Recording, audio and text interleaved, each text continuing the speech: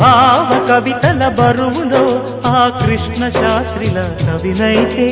హాయి రెమ్మల కోయిలమ్మకు విరుల ఋతువు వికసించదా తుమ్మెదడగని మధువులే చెలిసాకి వలపులే చిలికిస్తే మాయ జగతికి ఏ భయామో మధుర కవిత వినిపించడా ఓ కావ్యమా నీ తోటలో నవరస పోషణి గాలిగా నవ్విన పూలే మాలగా పూజకే సాధ్యమా తెలుపుమా అందమా నీ పేరేమిటి అందమా అందమా